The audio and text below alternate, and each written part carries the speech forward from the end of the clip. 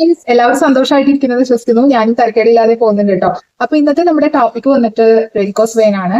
അപ്പം ഒരുപാട് പേര് അലട്ടുന്ന പ്രശ്നമാണ്. അപ്പൊ അതുകൊണ്ട് തന്നെ നമുക്ക് ഇന്ന് ആ ടോപ്പിക് സെലക്ട് ചെയ്യാമെന്ന് വിചാരിച്ചു. അപ്പൊ എന്നെ അറിയാത്തവർക്ക് വേണ്ടി എന്റെ പേര് സെറിൻ, ഞാനൊരു ആയുർവേദ ഡോക്ടറാണ്. തൃശൂർ ആയുഷ് ആയുർവേദ ക്ലിനിക് എന്ന് പറയുന്ന സ്ഥാപനം നടത്തി പോകുന്നത് കേട്ടോ.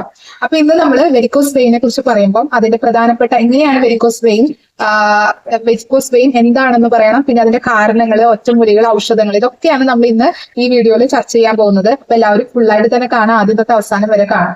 അപ്പൊ നമുക്ക് എന്താണ് വെരിക്കോസ് വെയിൻ എന്ന് ഫസ്റ്റ് പറയാം. വെരിക്കോസ് വെയിൻ എന്ന് വെച്ചാൽ നമ്മുടെ ഹാർട്ടില് ആർട്ടറീസ് ആണ് നമുക്ക് ശുദ്ധരക്തം എല്ലാ അവയവങ്ങളിലേക്കും ശുദ്ധരക്തം പമ്പ് ചെയ്യുന്നത്. അപ്പം അത് ഗുരുത്വാകർഷണപരമായിട്ട് അത് നോർമലി നമ്മൾ നടക്കുന്ന ബോഡിയുടെ നടക്കുന്ന ഒരു പ്രോസസ്സാണ്.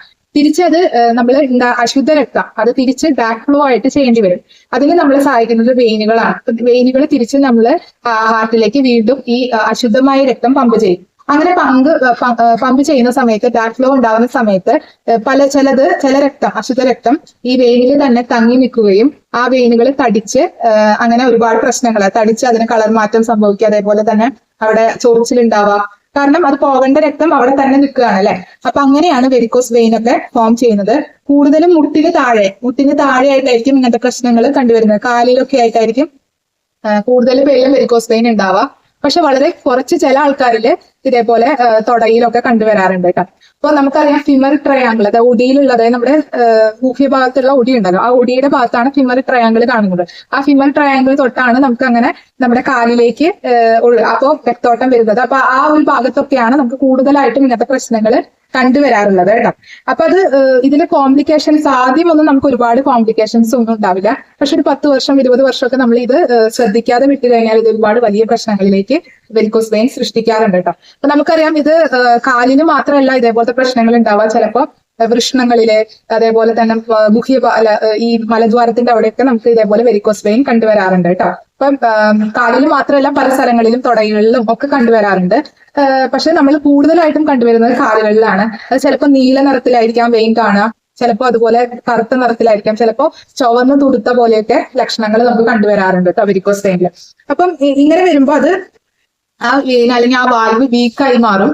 അപ്പോഴാണ് ഒരുപാട് പ്രശ്നങ്ങൾ. പിന്നെ പ്രമേഹമുള്ളവർക്ക് ഇത് ഭയങ്കര, അതായത് പ്രമേഹം ഓൾറെഡി ഉള്ളവരുടെ വെയിനുകളൊക്കെ അതായത് വളരെ ഒരു തിക്കല്ലാത്ത അല്ലെങ്കിൽ വളരെ അഴഞ്ഞു കുഴഞ്ഞ ടൈപ്പ് ആയിരിക്കും. അപ്പൊ അവർക്ക് പ്രമേഹമുള്ളവർക്ക് വെരിക്കോസ് വെയിനും കൂടി ഉണ്ടെങ്കിൽ അത് ഒരുപാട് ബുദ്ധിമുട്ടുള്ളതാണ്. അത് നല്ല രീതിയിൽ ട്രീറ്റ്മെന്റ് എടുത്താൽ മാത്രമേ അത് പോവാറുള്ളൂ. പ്രമേഹം മാത്രമല്ല, രക്തവാദമുള്ളവർക്കും ഒരുപാട് പ്രശ്നങ്ങൾ സൃഷ്ടിക്കുന്നതാണ് വെരിക്കോസ് വെയിൻ എന്ന് പറയുന്നത്. എന്ന് വിചാരിച്ച് പേടിക്കണ്ട, നമുക്ക് എല്ലാത്തിനും ആയുർവേദത്തിൽ കറക്റ്റ് ആയിട്ട് നമ്മൾ മരുന്ന് സേവിക്കുകയാണെങ്കിൽ വളരെ തുടക്കത്തിൽ നമ്മൾ എല്ലാം ചെയ്തു പോവുകയാണെങ്കിൽ നമുക്ക് വളരെ പെട്ടെന്ന് തന്നെ നമുക്ക് റിസൾട്ട് കിട്ടാറുണ്ട് കേട്ടോ.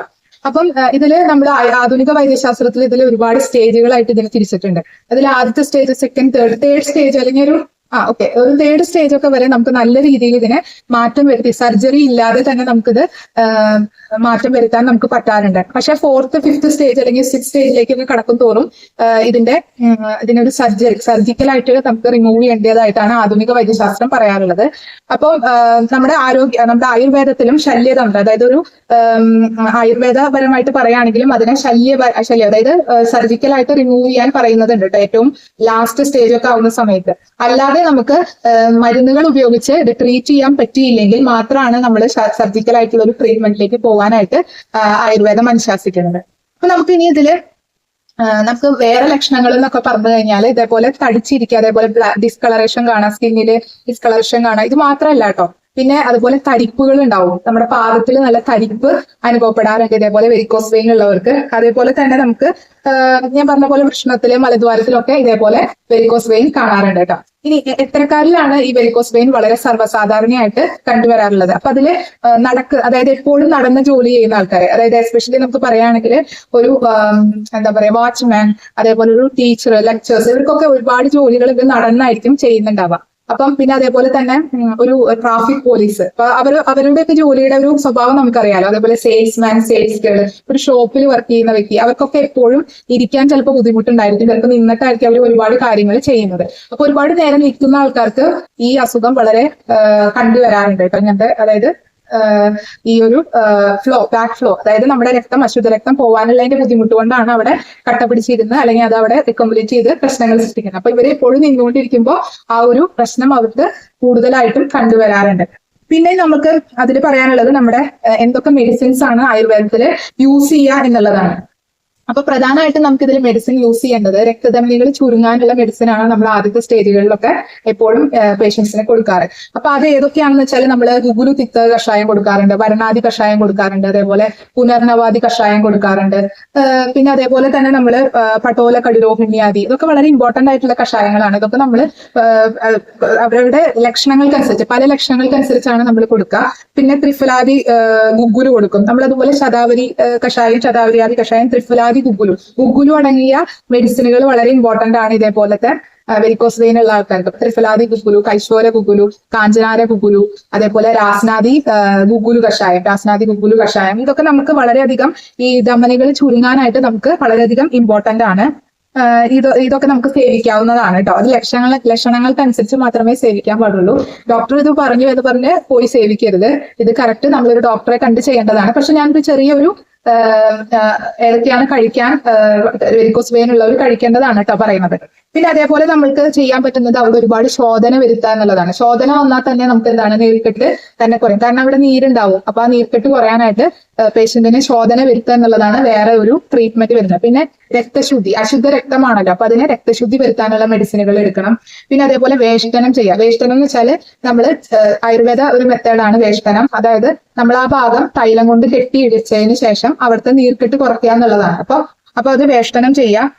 തൈലം വെച്ച് കെട്ടുക, അത്രേ ഉള്ളൂ. പിന്നെ വരുന്നത് ലേപനം. പിന്നെ ലേപനം ചെയ്തിട്ട് അവിടെ കെട്ടിവെക്കുക. അതായത് ചില ചൂർണങ്ങളൊക്കെ നമ്മൾ ലേപനം ചെയ്ത് വെള്ളമായിട്ടോ അല്ലെങ്കിൽ ഏത് മരുന്നായിട്ടോ ലേപനമായിട്ട് ചെയ്ത് നമ്മളത് കെട്ടിവെച്ചതിന് ശേഷം ആ നീർക്കെട്ട് അവർ കുറച്ചെടുക്കും. അതുപോലെ ഡിസ്കളറേഷൻ എല്ലാം അത് കുറച്ച് അവിടുത്തെ ധമനികളെ അങ്ങ് ചുരുക്കി കളയുന്ന മെത്തേഡുകളാണ് ഇതൊക്കെ. അപ്പൊ അത് ചെയ്യാറുണ്ട്. ലേപനം വെച്ച് കെട്ടുന്നത് ഉപനാഹം എന്നതിനെ പറയാറുണ്ട് കേട്ടോ. ഉപനാഹത്തിന് ജഡാമയാദി ചൂർണം ഒക്കെ ഒരുപാട് വൈദ്യന്മാർ യൂസ് ചെയ്യുന്നതാണ്. ജഡാമയാദി ചൂർണം ഇങ്ങനത്തെ പ്രശ്നങ്ങൾ വരുമ്പോൾ അതൊക്കെ ഉപനാഹമായിട്ട് യൂസ് ചെയ്യും. പിന്നെ തൈലധാര ചെയ്യാൻ കണ്ടിട്ടുണ്ട്. തൈലധാരയ്ക്ക് നമ്മൾ എന്തൊക്കെയാ മുറിവെണ്ണ ഉപയോഗിക്കാറുണ്ട്. അതേപോലെ പിണ്ടതൈലം ഉപയോഗിക്കാറുണ്ട്, ബൃഹത് പിണ്ടതൈലം ഉപയോഗിക്കാറുണ്ട്. പിന്നെ അതേപോലെ ജിഞ്ചാതി തൈലം, സഹജരാതി തൈലം, ഇതൊക്കെ നമ്മള് അതേപോലെ കഷായത്തിലാണെങ്കിൽ സഹജരാതി കഷായം ഉപയോഗിക്കാറുണ്ട്, തൈലത്തിലാണെങ്കിൽ സഹജരാതി തൈലം ഉപയോഗിക്കാറുണ്ട് കേട്ടോ. അപ്പം ഇതൊക്കെ വളരെ ഇമ്പോർട്ടന്റ് ആയിട്ടുള്ള ഫോർമുലേഷൻസ് ആണ്, മെഡിസിൻ ആണ് കേട്ടോ. അപ്പൊ ഇതൊക്കെ നമുക്ക് നമ്മൾ അതനുസരിച്ച്, അതായത് ആർക്കൊക്കെയാണ് അതിന്റെ അവരുടെ ലക്ഷണങ്ങൾ അനുസരിച്ചാണ് നമ്മൾ കൊടുക്കുക. ഓക്കെ, അപ്പൊ അത് നമ്മൾ പ്രത്യേകം ശ്രദ്ധിക്കണം. എല്ലാവരും നോർമൽ ആയിട്ടുള്ള ആൾക്കാർ ചെയ്യാൻ പറ്റില്ല. ഇത് നമ്മൾ പ്രത്യേക തരം ട്രീറ്റ്മെന്റ്സ്, ലക്ഷണങ്ങൾ ഇതൊക്കെ ഓരോരുത്തർക്കും വ്യത്യസ്തമാണ്. അപ്പൊ അതൊരു ഡോക്ടറെ കണ്ടു തന്നെ ചെയ്യേണ്ടതാണ്. പിന്നെ അതേപോലെ നമുക്ക് പ്രതിലോമ അഭ്യംഗം, എപ്പോഴും നമ്മൾ ആയുർവേദത്തിൽ അഭ്യംഗം പറഞ്ഞിരിക്കുന്നത് മുകളിൽ നിന്ന് താഴേക്ക് അഭ്യംഗം എന്ന് പറഞ്ഞാൽ ഓയിൽ മസാജ് അത് ചെയ്യണം എന്നാണ്. പക്ഷെ വെരിക്കോസ് വെയിന്റെ കേസിൽ നമ്മൾ താഴെ നിന്ന് മുകളിലേക്കാണ് അഭ്യംഗം ചെയ്യാറുള്ളത് കേട്ടോ. അപ്പോൾ ഇതൊക്കെയാണ് നമ്മൾ ആയുർവേദ ട്രീറ്റ്മെന്റ്സ് ആയിട്ട് ഉപയോഗിക്കാറുള്ളത്. ഇതിൽ കുറെ പേർക്ക് അത് ഞാൻ പറഞ്ഞ പോലെ പ്രമേഹവും രക്തവാദവും വരുന്ന സമയത്ത് പ്രമേഹത്തിനാണെങ്കിൽ അതിൻ്റെതായ മെഡിസിൻ ഇതിന്റെ കൂടെ തന്നെ നമ്മൾ കൊടുക്കാറുണ്ട്. രക്തവാദത്തിനാണെങ്കിൽ അതിൻ്റെതായ മെഡിസിൻ കോറിലേറ്റ് ചെയ്തിട്ടാണ്, രണ്ടും കൂടി കോറിലേറ്റ് ചെയ്തിട്ടാണ് വെരിക്കോസ് വെയിനും ഇതും ഉള്ള ആൾക്കാർക്ക് കേട്ടോ. അപ്പൊ അങ്ങനെ നമ്മൾ നോക്കിയിട്ടാണ് ഓരോരുത്തർക്കും മെഡിസിൻ എഴുതുന്നത്. അപ്പൊ ആധുനിക വൈദ്യശാസ്ത്രത്തിൽ ഇപ്പം ഇങ്ങനത്തെ പ്രശ്നങ്ങൾക്ക് സർജറി മാത്രമല്ല, അവര് സർജിക്കൽ ലേസർ മെത്തേഡുകളൊക്കെ ഇപ്പൊ ചെയ്യുന്നുണ്ട്. ലേസർ, അതേപോലെ ഗം വെച്ചിട്ടുള്ള ചില മെത്തേഡുകൾ, അതൊക്കെ അങ്ങനെ അവർ ചെയ്യുന്നുണ്ട്.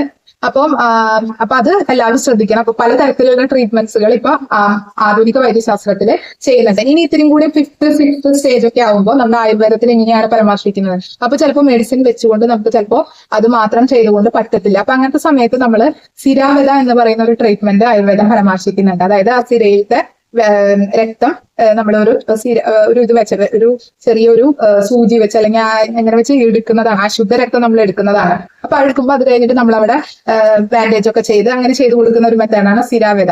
പിന്നെ വരുന്ന ഒരു മെത്തേഡാണ് അട്ടചികിത്സ, ലീച്ച് തെറാപ്പി എന്ന് പറയും. ഇപ്പൊ ലീച്ച് തെറാപ്പിയിൽ എന്താണ്, നമ്മൾ നല്ല, അതായത് നമുക്കറിയാം അത് നമ്മൾ ഈ ആയുർവേദ ഡോക്ടേഴ്സ് ഉപയോഗിക്കുന്ന ചില ലീച്ചുകളുണ്ട്.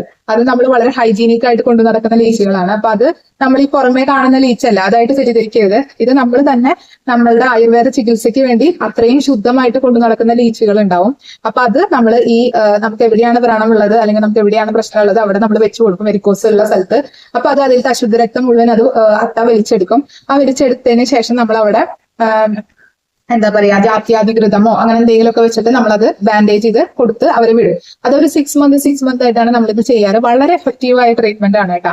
നല്ല മാറ്റം വരാറുണ്ട് പേഷ്യന്റിന്.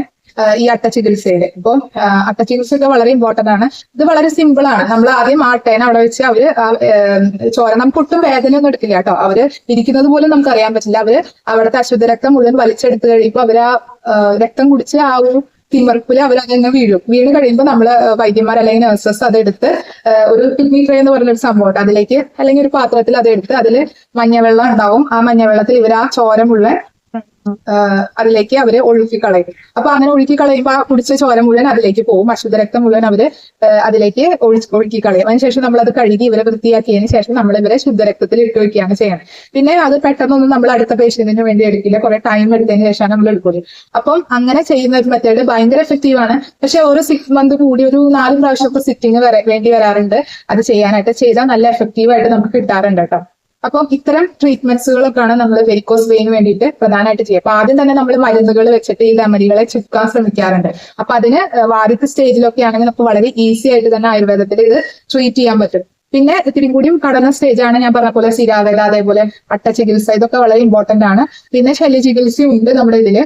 ശല്യം എന്ന് വെച്ചാൽ സർജിക്കൽ ട്രീറ്റ്മെന്റ്സ്, അത് മോഡേണിലുള്ള പോലെ തന്നെ നമ്മുടെ ആചാര്യന്മാരും പറഞ്ഞു വെച്ചിട്ടുണ്ട്. ഓക്കെ, അപ്പോൾ ഇങ്ങനെയാണ്. അപ്പൊ ഏറ്റവും പെട്ടെന്ന് തന്നെ, അതുപോലെ പ്രമേഹമുള്ള രോഗികളിൽ വെരിക്കോസ് വെയിൻ ഉണ്ടെങ്കിൽ അത് ഒരിക്കലും നമ്മൾ സ്ക്രാച്ച് ചെയ്യരുത്. നെയിൽസ് വെച്ചിട്ട് ഒരിക്കലും അത് അവിടെ മാന്തി അല്ലെങ്കിൽ അത് മുറിക്കുകയോ ഒന്നും ചെയ്യരുത്. നമ്മൾ നഖമൊക്കെ വെട്ടിക്കളഞ്ഞിരിക്കണം ആ സമയത്ത്. കാരണം നമ്മൾ മാന്തി കഴിയുമ്പോൾ അത് വീണ്ടും വ്രണമാവുകയും പിന്നെ അത് ഒരിക്കലും ആ വ്രണം ഒരിക്കലും ഉണങ്ങില്ല. കാരണം പ്രമേഹ രോഗികളിൽ അറിയാലോ, ഇങ്ങനത്തെ പ്രശ്നങ്ങൾ വന്നത് ഉണങ്ങാൻ പാടാണ്. അത് പിന്നെ ദുഷ്ടവ്രണമായിട്ട് പിന്നെ അവിടെ മുറിച്ചു കളയേണ്ട അവസ്ഥയൊക്കെ വരാൻ സാധ്യതയുണ്ട് കേട്ടോ. അപ്പൊ എല്ലാവരും ശ്രദ്ധിക്കുക. നമ്മുടെ വീഡിയോ കാണുന്നവർ ഒരിക്കലും അത്തരം സ്റ്റേജ് വരെ എത്തില്ല നമുക്കറിയാം. എല്ലാവരും നല്ല രീതിയിൽ പെട്ടെന്ന് തന്നെ എല്ലാം ട്രീറ്റ് ചെയ്യാൻ നോക്കുന്നവരാണ്. അതാണ് എല്ലാ രോഗവും നമ്മൾ വളരെ പ്രാഥമിക ദശയിൽ വെച്ച് തന്നെ കുറയ്ക്കാൻ ശ്രമിക്കുക, അല്ലെങ്കിൽ അതിന് ട്രീറ്റ്മെന്റ് എടുക്കാൻ ഏറ്റവും സങ്കീർണതയിൽ പോവാതെ നോക്കുക. അതാണ് നമുക്ക് പറയാനുള്ളത്. അതിന് വേണ്ടിയിട്ടാണ് നമ്മൾ വീഡിയോസ് ഒക്കെ ചെയ്യുന്നത്, ആൾക്കാർക്ക് ഒരു അവയർനെസ് ആവാൻ വേണ്ടിയിട്ട്. അപ്പൊ നിങ്ങൾക്ക് ഇഷ്ടമായെങ്കിൽ നമ്മുടെ വീഡിയോ എന്തായാലും ലൈക്ക് ചെയ്യുക, കമന്റ് ചെയ്യുക, സബ്സ്ക്രൈബ് ചെയ്യുക, നിങ്ങളുടെ ഫ്രണ്ട്സിനെ റിലേറ്റീവ്സിനൊക്കെ അയച്ചു കൊടുക്കാം. അപ്പോൾ okay, bye, stay happy, stay healthy.